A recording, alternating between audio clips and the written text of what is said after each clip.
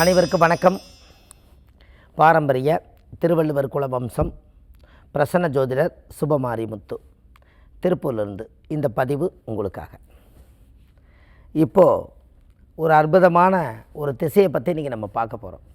சுக்கிரன் திசையில் சுக்கிரன் புத்தி நடந்தால் என்ன பலன், ஒரு ஜாதகத்தில் சுக்கிரனுடைய பவர் என்னங்கிறத இன்றைக்கி இந்த பதிவில் பார்க்க போகிறோம். இந்த சுக்கிரன் திசையில் 9 புத்தியை ஒவ்வொரு விதமாக லைனாக பார்த்துட்டு வரலாம். சுக்கிரன் திசையில் சுக்கிரன் புத்தி வந்தால் முதல் என்ன பலன், ஒரு சுக்கிரனா ஒரு ஜாதகத்தில் யார், சுக்கிரனுக்கு என்னென்ன நட்சத்திரங்கள், பரணி பூரம் பூராடம், இந்த 3 நட்சத்திரமே சுக்கிரனுடைய நட்சத்திரம் தான். சுக்கிரன் திசை 20 வருஷம். இந்த 20 வருஷ சுக்கிரன் திசையை இந்த 9 புத்திக்கு பிரித்து கொடுத்துருக்காங்க முன்னோர்கள். இதில் சுக்கிரன் திசையில் சுக்கிரன் புத்தி. அப்போது இந்த சுக்கிரன் திசையில் சுக்கிரன் புத்தி யாராவதுக்கு வந்தால் தன் திசையில் தன் புத்தி தன்னை கெடுக்குமா? அது என்ன தன் திசையில் தன் புத்தி தன்னை கெடுக்கும்? 20 வருஷம் நம்மளுக்கு அந்த பவரை உடம்பில் உட்கார வைக்கிறதுக்கு அந்த சுக்கிரன் திசையில் சுக்கிரன் புத்தி ஒரு 3 வருஷமும் ஒரு சில்லறை, அதாவது 3 வருஷமும் ஒரு பாக்கி பேலன்ஸ் இருக்கும். இதில் என்ன அப்படின்னு கேட்டிங்கன்னா, அந்த 3 வருஷம் அந்த 3 வருஷத்துக்கு உள்ள மேலே அந்த சுக்கிரன் திசை இருக்கிறனால ஒரு பவர் நம்மளுடைய உடம்பில் வானசாஸ்திரத்தில் இருந்து அந்த திசையுடைய ஒளி நம்ம பிறந்த திசைக்கு சேர்றதுக்கு அந்த 3 வருஷம் மிச்சம் பேலன்ஸ் ஆகுமா? அதுக்காகத்தான் தன் திசையில் தன் புத்தி ஒரு உடம்பில் ஒரு கட்டமைப்பு உட்கார வைக்கிறதுக்காக, ஒரு பொறுமையாக இருந்து செயல்படுத்துறதுக்காக, மீதி 9 புத்தியை கிராஸ் பண்ணி போகிறதுக்கு முன்னாடி முதல் புத்தி ஸ்ட்ராங்காக இருக்கணுங்கிறதுக்காகத்தான் தன் திசையில் தன் புத்தி தனக்கு உதவும். முதல் நம்ம உடம்பில் அந்த ஒளி உட்காரணுமா? எப்போவுமே பாருங்கள், ஏசி ரூமில் போய் உட்காருங்க, இந்த உடம்பு கூலிங்காக மாறிக்குது. வெயிலுக்கு வந்துடுங்க, இந்த உடம்பு ஹீட்டாக மாறிக்குது. அப்போது எந்த இடத்துல எதுவாக மாறுதோ அந்த தன்மையை அது மாறிக்குது. அதே மாதிரி தான் ஒரு நல்லா இருக்கிற மனுஷன் ஒரு திசை நம்ம கூட வந்துருச்சுன்னா அந்த திசை போகிற போக்கில் அந்த புத்தி போகும். என்னங்க, திசை போகிற போக்கிலேயே புத்தியும் போகும். இந்த புத்தி என்ன பண்ணுன்னா ஒரு செயலை செயல்படுத்தும், இந்த திசை தூண்டி விடும். எப்படி ஒரு திசை நம்மளை தூண்டி விடும், இந்த புத்தி நம்மளுக்கு வேலை செய்யும். அப்போ தான் ஆடாட்டி தன் சதையாடுங்கிறது இதுதான். அந்த திசை என்ன சொல்லுதோ இது புத்தி அதை செய்யும். நீங்கள் இந்த உடம்பை பாருங்கள், நாம் ஒரு இடத்துல உட்காந்துருங்க, ஒரு காப்பி சாப்பிட்லாமான்னு எந்திரிச்சு போகலாம்னு சொன்னால் நம்ம காப்பி சாப்பிட்லான்னு சொல்கிற மனசு போய் மூளைக்கட்ட சொல்லும், நம்மளோட வாய்ஸோட கேட்டு மூளைக்கட்ட சொல்லும். இந்த மூளை சரின்னு செயல்பட்டு ஓகே சொன்னால் தான் இந்த உடம்பை எந்திரிச்சு காப்பி சாப்பிட போகும். அப்போ இதுக்கு எதுக்கு லிங்க் இருக்குதுன்னு பாருங்கள். அதே மாதிரி தான் திசை போன போக்கில் புத்தி போகும். அப்போ திசை என்ன சொல்லுதோ அதை புத்தி செய்யும். அதை தன் திசையில் தன் புத்தி தன்னை கெடுக்கும். நீங்கள் இதெல்லாம் ஒரு வரிசையாக அழகாக தெரிஞ்சு வச்சுக்கணும். மக்களுக்கு இது பெரிய ஒரு வரப்பிரசாதம் இல்லையா? இந்த ஜோதிடம் ஒரு சுவையான சொத்தல்ல, நம்ம வாழ்க்கையில் ஒரு பெரிய மாற்றத்தை உருவாக்குறதுக்கு இது ஒரு அற்புதமான விஷயம். அப்போ எப்போவுமே சுக்கிரன் திசையில் சுக்கிரன் புத்தி நடந்தால் நம்ம கும்பகோணத்தில் கஞ்சனூரில் சுக்கிரேஸ்வரர் கோயில், சுக்கிரனுடைய கோயில் இருக்குது. இந்த கோவிலில் ஒரு அபிஷேக பூஜைக்கு உதவி செய்து அந்த சாமிக்கு அந்த திசை ஆரம்பிக்கும் போது, ஏன்னா 20 வருஷம் நீங்கள் வாழ போகிறீங்க, சுக்கிரன் திசை 20 வருஷம் வாழ போகிறீங்க.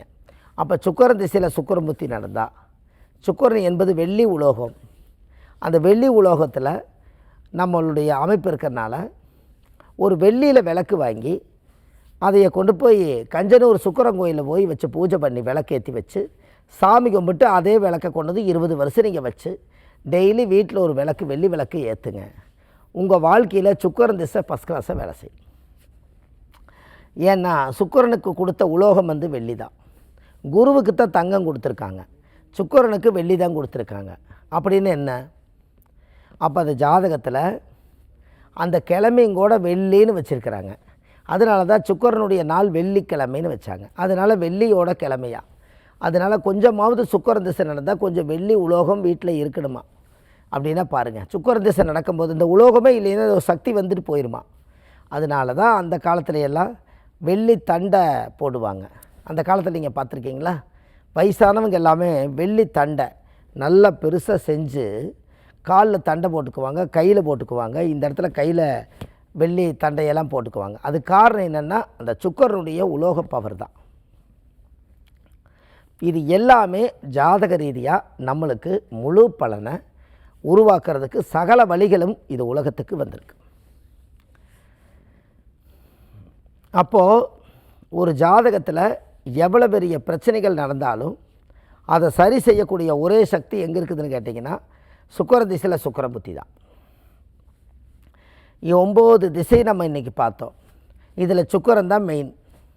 இந்த சுக்கிரன் என்னென்னா பணம்ங்கிற ஒரு விஷயம் இந்த உலகத்துக்கு வந்தது சுக்கிரனோட ஆதிக்கத்தான்.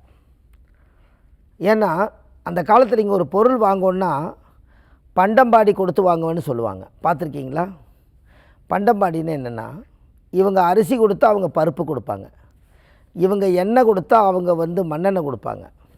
அந்த காலத்தில் கொடுக்கல் வாங்கல் ஏன் வச்சுக்கிட்டாங்கன்னா பணமே இல்லாதப்போ இவங்க ஊரில் விளையிற பொருள் அவங்களுக்கு தேவை, அவங்க ஊரில் விளையிற பொருள் இவங்களுக்கு தேவை. அதனால் கொடுக்கல் வாங்கல் பரிவர்த்தனை யோகம் இருந்தது.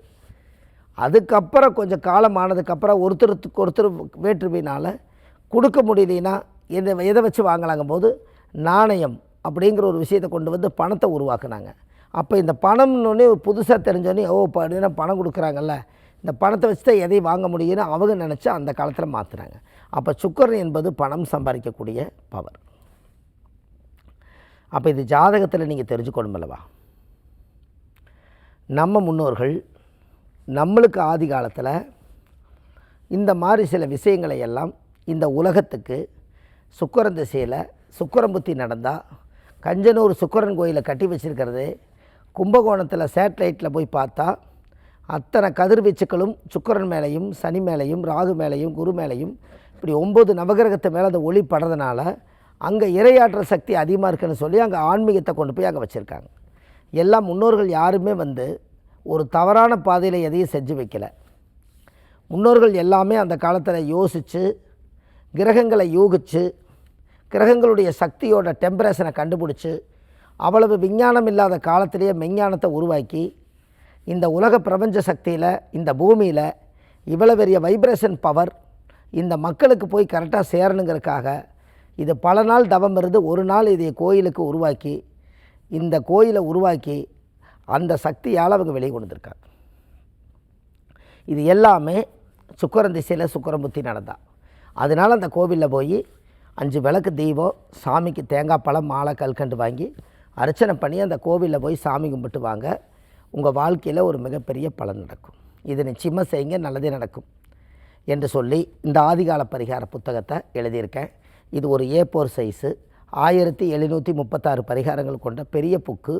இந்த புத்தகம் ஆன்லைன்லேயே கிடைக்கிது. நீங்கள் கீழே போயிட்டு எனக்கு நம்பருக்கு கால் பண்ணிங்கன்னா ஆன்லைனில் 2 நாள் உங்கள் கையில் கிடச்சிரும். இது இல்லாமல் நம்ம ஜோதிடம், ஜாதகம், பிரசனம் எல்லாமே நம்ம பார்க்குறோம். இது எல்லாமே சென்னையில் வடபழனி முருகன் கோயில் தெப்பக்குள வாசல்லையே நம்ம ஜோதிட அலுவலகம் இருக்குது. அங்கே நம்ம ஜாதகம் பார்க்குறோம். இது இல்லாமல் சனிக்கிழமை, ஞாயிற்றுக்கிழமை, திங்கக்கிழமை மற்ற நாட்களில் செவ்வாய், அதாவது சனி, ஞாயிறு, திங்கள் சென்னையில், மற்ற தினங்கள் திருப்பூரில். இது இல்லாமல் வள்ளுவர் வாக்குன்னு ஒரு யூடியூப் சேனல் வச்சுருக்கோம். அந்த வள்ளுவர் வாக்குன்னு யூடியூப் சேனலில் சுபமாரிமுத்து நீங்கள் யூடியூப்பில் போனீங்கன்னா சர்ச் பண்ணிங்கன்னா அதில் 1500 ஆதிகால பரிகாரங்கள் கொடுத்துருக்கேன். அதுவும் மக்களுக்கு ஒரு நல்ல ஒரு யூஸ்ஃபுல்லாக இருக்கும். இது இல்லாமல் காசி, ராமேஸ்வரம், திருச்செந்தூரெல்லாம் மக்களை அழைச்சிட்டு போய் நிறையா அவங்களுக்கு இந்த புண்ணிய காரியங்களை செய்து வச்சு கொடுக்குறோம். எல்லாமே உங்களுடைய இந்த கீழே போயிட்டு இருக்கிற நம்பருக்கு முழு விவரங்கள் தெரிஞ்சுக்கிறதுக்கு கீழே போயிட்டு கால் பண்ணுங்கள். உங்கள் வாழ்க்கையில் நல்லதே நடக்கும் என்று சொல்லி பாரம்பரிய திருவள்ளுவர் குலவம்சம் பிரசன்ன ஜோதிடர் சுபமாரிமுத்து வாழ்வது ஒரு முறை, வாழ்த்தட்டும் தலைமுறை. நன்றி, வணக்கம்.